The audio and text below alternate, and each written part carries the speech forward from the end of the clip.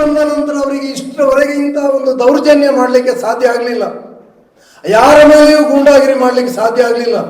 ಪತ್ರಕರ್ತರು ನೋಡಿ ಇಲ್ಲಿದ್ದಾರೆ, ಅಜಯ್ ಅಂಚನ್, ಇದನ್ನೆಲ್ಲ ವರದಿ ಮಾಡುವವರು ಅಲ್ಲಿ ಅಗಿಯುವಾಗ ಎಲ್ಲ ಅವರ ಮೇಲೆ ನನಗೆ ಫೋನ್ ಮಾಡಿ ಹೇಳ್ತಾರೆ ಅವರು ಮರುದಿವಸ, ವಿಷ್ಣುಮೂರ್ತಿ ಅವರೇ 87ರಲ್ಲಿ ನಿಮ್ಮ ಮೇಲೆ ಆದದ್ದು ಇವತ್ತು ನನ್ನ ಮೇಲೆ ಆಯಿತು, 87ರಿಂದ ಇವತ್ತಿಗೂ ಒಂದಿಷ್ಟು ಬದಲಾವಣೆ ಆಗಿಲ್ವಾ?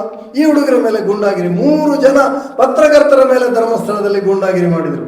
ಯಾವುದಕ್ಕೂ ಯಾರು ಹೆದರಲಿಲ್ಲ. ಈಗ ಮೊನ್ನೆ 4-6 ದಿವಸಗಳ ಹಿಂದೆ ಇದೇ ಸೌಜನ್ಯನ ಮನೆಯವರ ವಠಾರದಲ್ಲಿರುವಂತಹ ಒಂದು ಭೂತಸ್ಥಾನದ ಕಾರ್ಯಕ್ರಮ ಆಗುವಾಗ ಅಲ್ಲಿಗೆ ದೌರ್ಜನ್ಯ ಮಾಡೋದಕ್ಕೆ ಒಂದಷ್ಟು ಜನ ಬಂದರು. ಆದರೆ ಜನ ಎಲ್ಲ ಅಲ್ಲಿ ಒಟ್ಟಾಗಿ ಸುತ್ತಮುತ್ತಲಿನವ್ರು ನಿಂತಾಗ ಅವರಿಗೆ ಗೂಂಡಾಗಿರಿ ಮಾಡಲಿಕ್ಕೆ ಆಗದೆ ಹಿಂದೆ ಹೋಗ್ತಾ ಇದ್ದಾರೆ. ಇದು ಮೊನ್ನೆ 2012ರಿಂದ ಈಚೆಗೆ ಇಂತಹ ಗೂಂಡಾಗಿರಿ ಮಾಡಲಿಕ್ಕೆ ಆಗದೆ ಇರುವಾಗ ಹೊಸ ಘೋಷಣೆ ಶುರುವಾದ್ದು, ಷಡ್ಯಂತ್ರ. ಮೊದಲು ಇತ್ತು ಅವರು ಕಮ್ಯುನಿಸ್ಟರು, ಅವರು ದೇವಸ್ಥಾನಕ್ಕೆ ವಿರೋಧ. ಪದ್ಮಲತಾಳನ್ನು ಕೊಲೆ ಮಾಡಿದ್ದು ತಪ್ಪು, ಅದು ಕೊಲೆಗಾರರನ್ನು ಪತ್ತೆ ಹಚ್ಚಿ ಅಂತ ನಾವು ಕೇಳಿದರೆ ಇದೆಲ್ಲ ಅಲ್ಲಿನ ಬೆಳವಣಿಗೆಗಳು. ನಿಮಗೆ ಎಷ್ಟು ಕ್ರೌರಿ, ಎಷ್ಟು ನೀಚ, ಎಷ್ಟು ಅಧಪ್ಪತನಕ್ಕೆ ಹೋದಂತಹ ಕುಟುಂಬ ಅವರದ್ದು ಅನ್ನೋದಕ್ಕೆ ಒಂದು ಬಹಳ ಜೀವಂತ ಉದಾಹರಣೆಯನ್ನು ಹೇಳ್ತೇನೆ ನಾನು. ಧರ್ಮಸ್ಥಳದಲ್ಲಿ ನಂಬಿಕಸ್ಥ ನೇಮಿರಾಜ ಕೊಂಡೆ ಅಂತ ಒಬ್ಬರು ಇದ್ರು. ಅವರು ನನ್ನ ಕಾಲೇಜ್ ಮೇಟ್. ಈ ನೇಮಿರಾಜ ಕೊಂಡೆಯವರನ್ನ ಅವರ BSc ವಿದ್ಯಾಭ್ಯಾಸ ಮುಗಿದ ಕೂಡಲೇ ಉಗ್ರಾಣಗಳ ಯಾವುದು ಕುಂದುಕೊರತೆ ಉಂಟು ಅದನ್ನೆಲ್ಲ ಬೇಕಾದ ಕೂಡಲೇ ಮರುದಿವಸ ಸಪ್ಲೈ ಮಾಡಲಿಕ್ಕೆ ಮತ್ತು ಏನು ಅದು ದುರ್ವ್ಯವಹಾರ ಆಗದ ಹಾಗೆ ನೋಡಿಕೊಳ್ಳುವಂತಹ ಒಬ್ಬ ಅಧಿಕಾರಿಯಾಗಿ ಅವರು ನೇಮಿಸಿದ್ರು. ಒಂದು 8-10 ವರ್ಷ ಬಹಳ ಚೆನ್ನಾಗಿ ಕೆಲಸ ಮಾಡಿದ್ದಾರೆ ಅವರು. 1971ರಲ್ಲಿ, ನನಗೆ 72ನೇ ಇಸ್ವಿಯಲ್ಲಿ ನನ್ನ ಡಿಗ್ರಿ ಮುಗಿದ್ರೆ ಅವರು ನನಗಿಂತ 1 ವರ್ಷ ಸೀನಿಯರ್. ಆ 71ರಿಂದ ಅವರನ್ನು ಹೊರಗೆ ಹಾಕುವ ದಿವಸದವರೆಗೂ ಸುಮಾರು 18 ವರ್ಷ ಅವರು ಒಂದು ನಯಾ ಪೈಸೆಯ ವಂಚನೆ ಮಾಡದೆ ಅಲ್ಲಿ ರಾತ್ರಿ ಹಗಲು ಕೂಡ ಅವರ ಕುಟುಂಬಕ್ಕೆ ಗಮನ ಕೊಡಲಿಕ್ಕೂ ಆಗದೆ ಧರ್ಮಸ್ಥಳದ ಚಾಕರಿ ಮಾಡಿದ್ದಾರೆ, ಸೇವೆ ಮಾಡಿದ್ದಾರೆ. ಅಂತ ಮನುಷ್ಯನನ್ನ ಒಬ್ಬರು ಹೆಂಗಸು, ಅವರ ತಾಯಿ, ಅವರ ಕಂಠಿ ಹಾರ ಕದ್ದು ಹೋಯಿತು. ಕದ್ದದ್ದು ಇವರ ಹೆಂಡತಿಯೇ.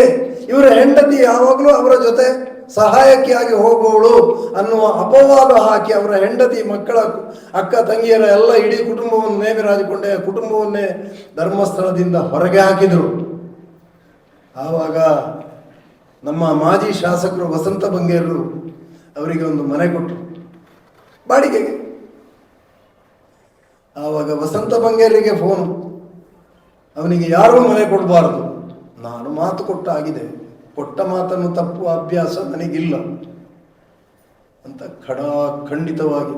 ಅವನಿಗೇನಾದರೂ ಆಗೋದಿಲ್ಲ, ಅದರಿಂದ ಮೊದಲು ನನ್ನ ಪ್ರಾಣ ಹೋಗಬೇಕು, ನಾನು ಅಲ್ಲೇ ಬಂದು ಜಗಲಿಯಲ್ಲಿ ಮಲಗ್ತೇನೆ ಅನ್ನುವ ರೀತಿಯಲ್ಲಿ ವಸಂತ ಬಂಗೇರರು ಖಡಾಖಡಿ ಉತ್ತರ ಕೊಟ್ಟಾಗ ಅವರಿಗೇನು ಮಾಡಲಿಕ್ಕಾಗಲಿಲ್ಲ. ಸರಿ, ಇದಕ್ಕೆಲ್ಲ ಮಣ್ಣಾಗಲಿ. ಒಂದು ದಿವಸ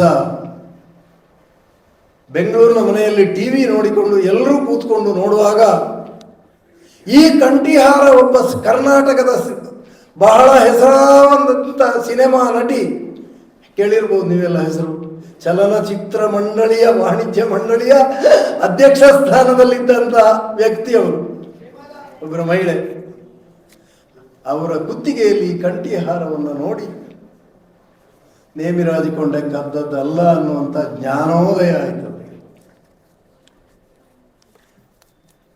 ಪರಶುರಾಮ್ ಅವರೇ, ನಿಮ್ಮ ಹತ್ರ ನಾನೇನಾದರೂ ತಪ್ಪಾಗಿ ಮಾತಾಡಿದರೆ, ನೀವು ಮಾಡಿದ್ದು ತಪ್ಪು ವಿಷ್ಣುಮೂರ್ತಿ ಅವರೇ ಅಂತ ನೀವು ಹೇಳಿದರೆ, ನಾನು ಪ್ರಾಮಾಣಿಕ ಹೌದಾದ್ರೆ ಸಾರಿ ಅಂತ ಹೇಳ್ಬೇಕು, ಹೌದಲ್ಲ? ಧರ್ಮಸ್ಥಳದ ಕುಟುಂಬದವರಿಂದ ಇವತ್ತಿನವರೆಗೆ ನೇಮಿರಾಜ ಕೊಂಡೆಗೆ ಸಾರಿ, ತಪ್ಪಾಯಿತು ಅಂತ ಹೇಳುವ ಒಂದು ಮಾತು ಅಷ್ಟು ಪ್ರಾಮಾಣಿಕವಾಗಿ 10-20 ವರ್ಷ ದುಡಿದಂತ, ಧರ್ಮಸ್ಥಳಕ್ಕೆ ಸೇವೆ ಸಲ್ಲಿಸಿದ, ಚಾಕರಿ ಮಾಡಿದ ಮನುಷ್ಯನಿಗೆ ಬರಲಿಲ್ಲ ಅಂತಂದ್ರೆ ನಮಗೆ ಬಂದೀತ? ಇಂಥ ಒಂದು ಅಧಪ್ಪತನಕ್ಕೆ ಹೋದಂತ ನೀಚ ದುಷ್ಟ ಸಾಮ್ರಾಜ್ಯ ನಾವೆಲ್ಲ ರಾಜಕೀಯದಲ್ಲಿ ಕೇಳಿದ್ದೇವೆ. ರಾಜಕೀಯದವರು ಅವರ ಕಪ್ಪು ಹಣವನ್ನು ಮಠ ಮಾನ್ಯಗಳಲ್ಲಿ ಇಡ್ತಾರೆ ಅಂತ.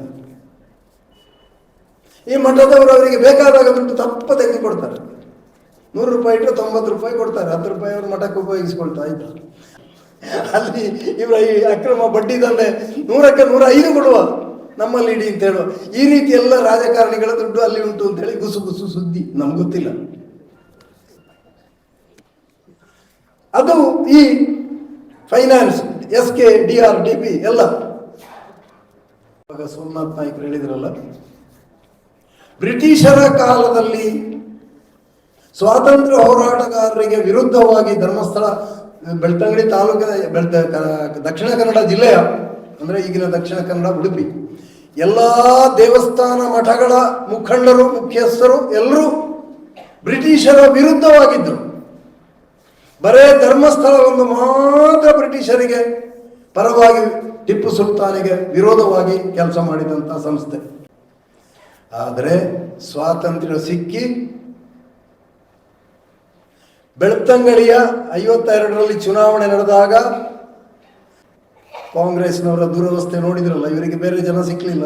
ಬ್ರಿಟಿಷರಿಗೆ ಸ್ವಾತಂತ್ರ್ಯ ಹೋರಾಟದಲ್ಲಿ ಸಂದರ್ಭದಲ್ಲಿ ಸ್ವಾತಂತ್ರ್ಯ ಹೋರಾಟಕ್ಕೆ ವಿರುದ್ಧವಾಗಿ ಬೆಂಬಲ ಮಾಡಿದ ಕುಟುಂಬದ ಒಬ್ಬ ಪುಣ್ಯ ವ್ಯಕ್ತಿ ಅವರಿಗೆ ಸಿಕ್ಕಿದ್ದಾನೆ.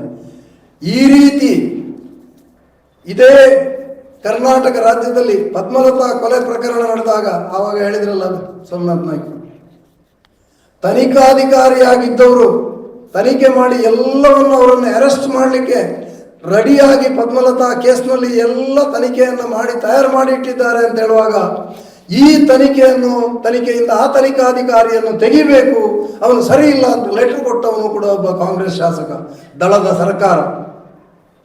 ಸ್ವಲ್ಪ ಮೌನಕ್ಕೆ ಜಾರಿಸಿದ್ದಾರೆ ಅಂತ ಅಂದ್ಕೊಂಡಿದ್ದೀವಿ.